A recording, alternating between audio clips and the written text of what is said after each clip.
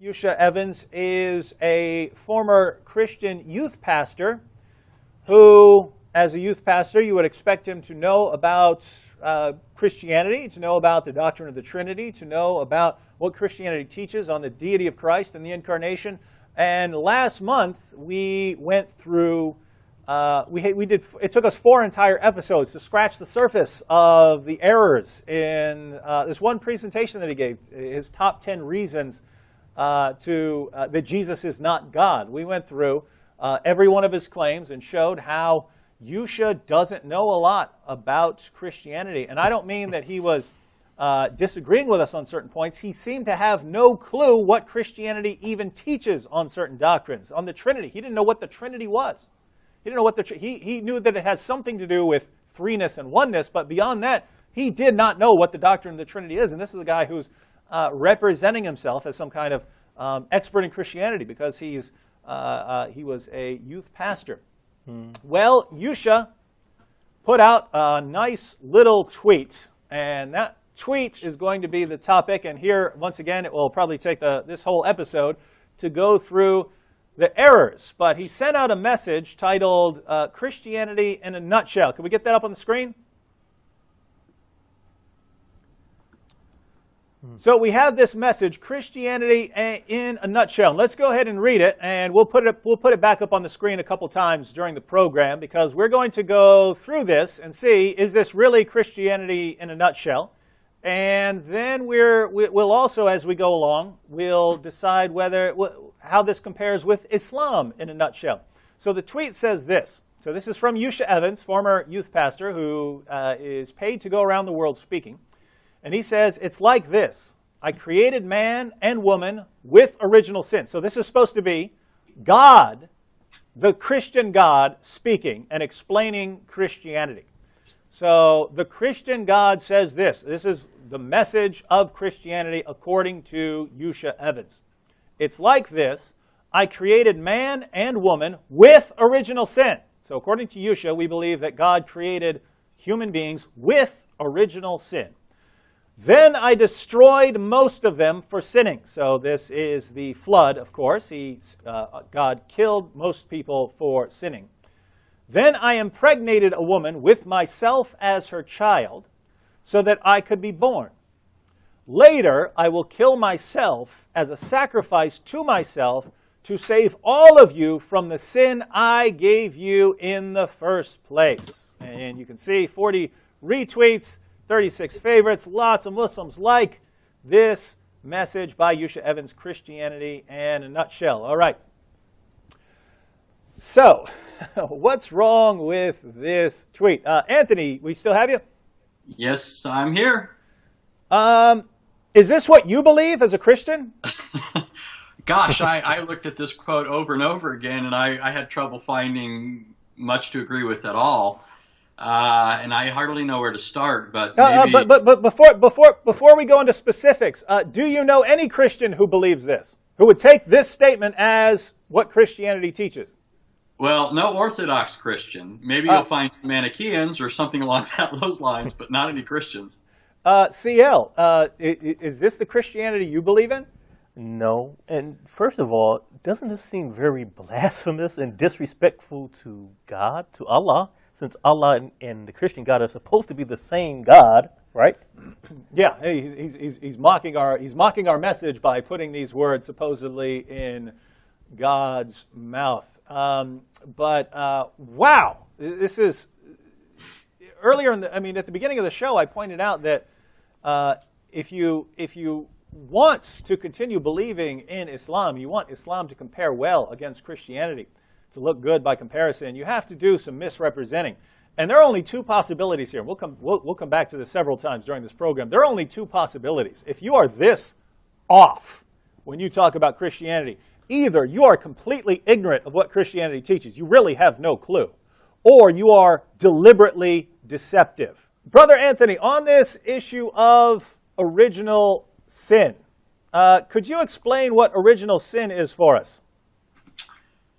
Okay, well, original sin is the recognition that when God created man, he entered into a covenant with him. That is, Adam God condescended and entered into a relationship with him that had certain terms and conditions. And in this covenantal arrangement, God promised certain things to Adam, and he also threatened certain things if Adam, didn't live up to the terms of this arrangement. And by the way, just because the word covenant's not used there doesn't mean that we don't have here a bona fide covenant. All the elements for a covenant are there. And Hosea 6, verse 7 explicitly says that God made a covenant with Adam. So just like we see in other ancient Near Eastern covenants, so here, God has these stipulations, these conditions, and again, as in these other covenants, when God enters into this covenant with him, he's entering into it with him, but not only for him, but for his posterity.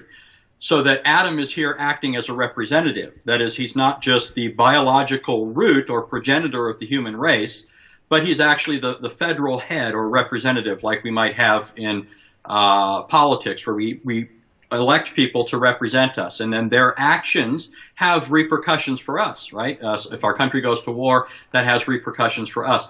So accordingly, God created Adam, and he entered into this covenant with him, and when Adam sinned, that had consequences for all of us.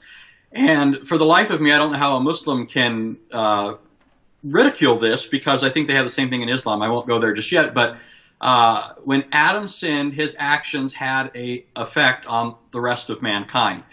But it's important to say that when God made Adam, he made him upright. He put him in the best of conditions. He put him in a garden paradise. And he blessed him and told him to be fruitful. So when Yusha Evans says that God created man with original sin, that's a bold-faced lie. He doesn't get that from Genesis. He doesn't get that from any other passage all the way through to the last verse in the book of Revelation. So just the sort of the entire basis of his tweet here of what Christianity in a nutshell is, the doctrine of original sin is not, has never been, never will be, that God created man with sin, gave man sin. Mm-hmm. Right. In fact, well, first of all, it stands to reason when it says that God created man in his own image, that he's not creating man sinful. The very presupposition of the verse is that man is being created righteous and holy. Furthermore, the verse concludes in 131, it says that God beheld all that he had made and said, "Behold, it is very good." So God created him righteous. Ecclesiastes 7:29 says that God made man upright, but man sought out many devices. So it wasn't something created into man or anything like that. Man was created perfect, not in the sense that he couldn't willfully choose to sin. That, part of the perfection in which God created man was that he had a will, but he didn't create that will inclined towards evil or as actually evil. He was created good, and he gave man a choice. So, and I'm trying to think of how he could. I'm trying to think the best of Yusha, but again, if the only alternatives are ignorance and deception, I would think that ignorance is the better of the two, right? You'd rather be ignorant of something than a deliberate deceiver, right? Well, for someone who's called a sheikh. Yeah, yeah, he's Sheikh Yusha now. It's this is wild stuff. These are the people who become scholarly authorities in Islam, but. I'm trying to figure out how he could be this ignorant about the doctrine of the original sin, because it's not complicated. Anthony just explained it, and I mean he said it in a nutshell, as Yusha would point out. He explained it for a couple of minutes, but the main idea you can explain in a few seconds. And it seems that Yusha hears original sin and knows it has something to do with Adam, and then concludes, well, this is God making Adam with sin. And I mean, this is theology. This isn't even the 101 level. This is before. This is like the kindergarten level of Christian doctrine, of what original sin. There is an original sin. There's the first sin, and then it's the relationship of that sin to the rest of us, that it is connected to the rest of us. It affects all of us, right? I mean, and that's as Anthony pointed out, and as we'll show on this program. Islam teaches that version of original sin. Islam teaches that Adam's sin affected all of us. Just to give people an idea here, just before we even dig down into how it really affected people according to Islam, on a simple level, where's Adam created according to Islam? He was created in Jannah. He's created paradise. in Jannah. So why was he put here on earth? I've asked Muslims that numerous times. The answer I get is, well, after he sinned and he was kicked out and sent down to heaven, that's the majority view, that he was sent down to earth. There are some scholars who actually said that he was on earth originally, the paradise was on earth. But they say that he was put out because Allah planned already to put him onto the world and out of the Jannah. It had nothing to do with him sinning. I would have to go with the majority view, and let me go ahead and read a Quran passage here, because again, this is the simple response to that. Chapter 2 of the Quran, verses 35 to 38. Chapter 2, verses 35 to 38. And we said, this is Allah speaking, and we said, O Adam, dwell you and your wife in the garden, and eat from it a plenteous food, wherever you wish, and do not approach this tree, for then you will be of the unjust.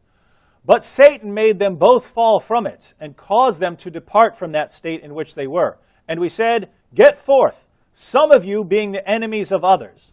And there is for you in the earth, an abode and a provision for a time. Then Adam received some words from his Lord, so he turned to him mercifully. Surely he is oft returning to mercy and merciful. We said, go forth from this state, all, so surely there will come to you a guidance from me. Then whoever follows my guidance, no fear shall come upon them, nor shall they grieve. Here's where you are, Adam. You're living in this state of bliss, but you sinned because you were deceived by Satan, and now I'm kicking you out, and you're going to live in the world. Yes, one preceded and one action followed directly. Where are we born, CL? We were born on Earth. Where are babies born? On planet Earth. So, Adam sinned, and his punishment was to live here on the earth. Yes. And this is where babies who are born in original innocence are born, right? Yes. Yeah. According to Yusha Evans.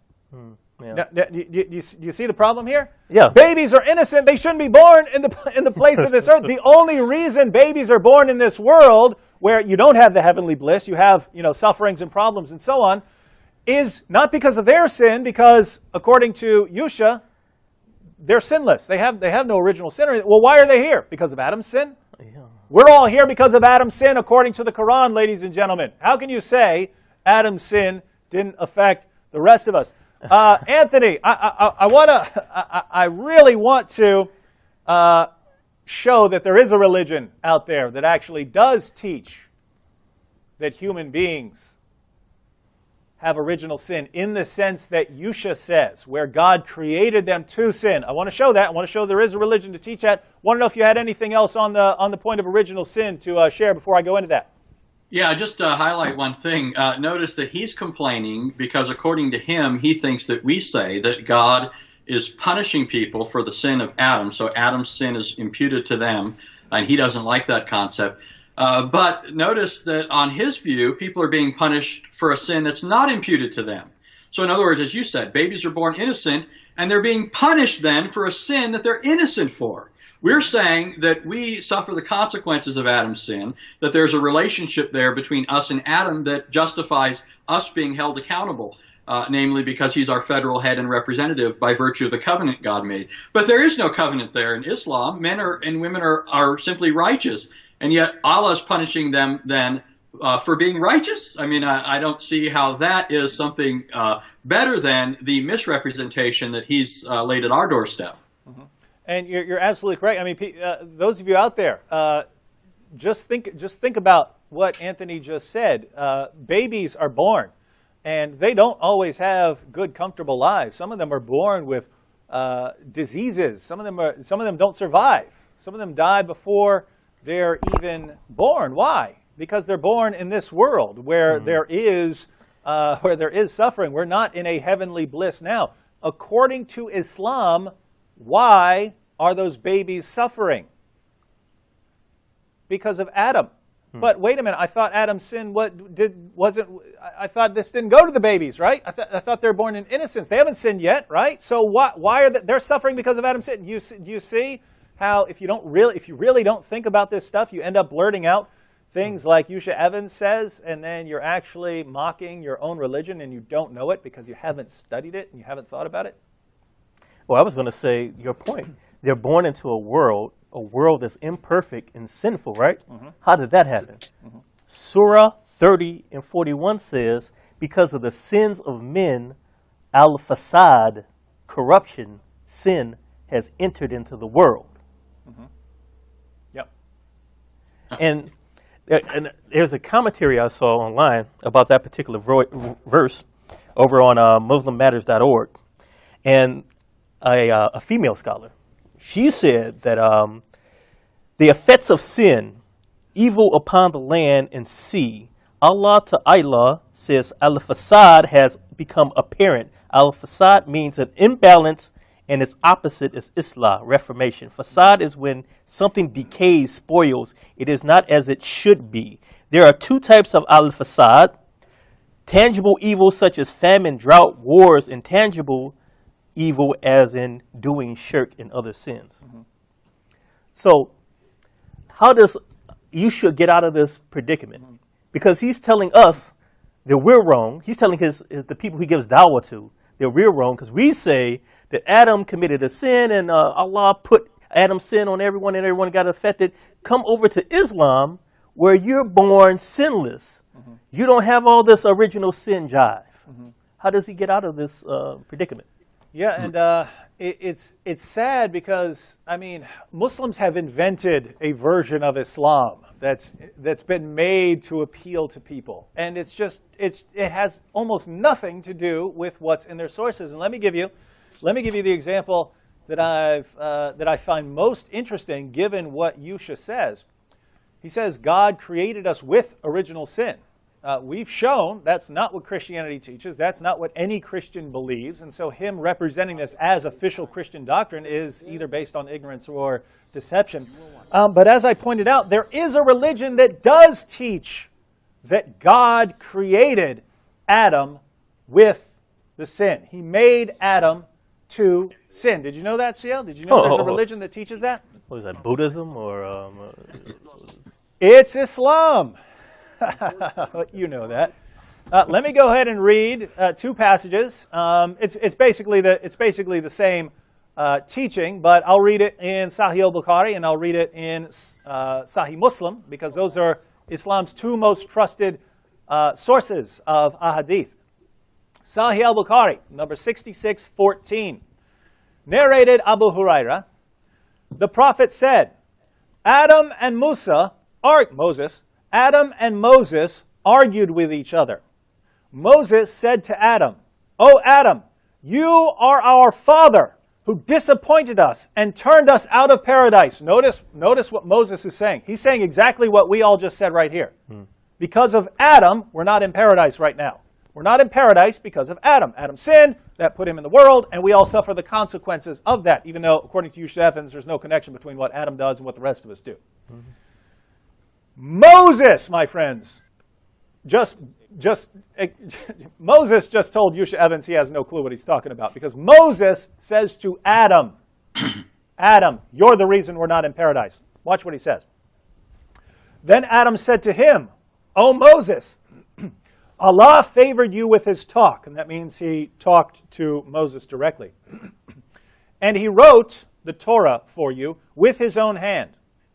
Do you blame me for an action which Allah had preordained for me 40 years before my creation?" So Adam confuted Moses. Now think about that. Let me read that last part. Again, Moses says to Adam, "Adam, you're the reason we're not in paradise. You're the reason for all this suffering. You're the reason all of this has happened to us. Your original sin is what caused all of this suffering, Adam." And Adam's response to Moses is, "Do you blame me for an action which Allah had preordained for me 40 years before my creation?" And Muhammad says, Adam refuted Moses. Now think about this. What was Adam's defense of his own action? Don't blame me. Allah preordained me to do that. Allah preordained me to do that. Why did Adam sin? Because Allah preordained him before he was ever born to do that. Can you escape the will of Allah? No, Allah wrote everything that would take place before he even created the first molecule or atom. And here, this isn't simply foreknowledge we're talking about. We're not talking about foreknowledge. God knew that I was going to sin. Adam says, Allah preordained me to sin. Why are you blaming me? In other words, he's saying, take the blame off me. If you don't like the sin, blame Allah. He said I was going to do this. He ordained that I was going to do this 40 years before I was born. I wasn't even born yet. Allah had already declared that I'm going to do this. Again, he can't just be saying Allah knew that I was going to do it, because he's using this to absolve himself of blame. He's saying, quit blaming me. It's not my fault. So what is Adam doing? According to Muhammad, he's putting the blame on Allah for making him to be a sinner. That's what Islam teaches. But wait a minute. Isn't that what Yusha Evans mocked Christianity for teaching? Well, maybe the first part of his quote where he put words into God's mouth with his God, maybe it was true. Maybe he was really just saying what he believes Allah actually did. Absolutely. Well, we have to take a break. Let me go ahead and read the other version, just so people don't think that this happened to be a bad translation of Sahih al-Bukhari for some reason. Sahih Muslim, and there are several versions of it in Sahih Muslim. I'll read Sahih Muslim number 6410. Abu Huraira reported Allah's messenger as saying, there was an argument between Adam and Moses, and Adam got the better of Moses. Notice, who wins the argument? Adam got the better of him. Moses said to him, you are the same Adam who misled people and caused them to get out of paradise. This is Moses talking to Adam. Moses, you misled people. You caused us to get out of paradise. Adam said, you are the same Moses whom Allah endowed with knowledge of everything and selected him amongst the people as his messenger. Moses said, yes. Adam then said again, even then you blame me for an affair which had been ordained for me before I was created. Moses, you're so knowledgeable, and yet you're blaming me for something that was ordained before I was even created? Is there a religion that teaches that God created people to sin, CL? Well, I guess it's Islam. Undoubtedly. And Yusha mocks Christianity for teaching something that Christianity has never taught, and even worse, it's something that Islam does teach, but Yusha doesn't know enough about Christianity to know that's not what we teach, and doesn't know enough about Islam to know that's what Islam does teach. Welcome to the wild and wonderful world of Islamic apologetics.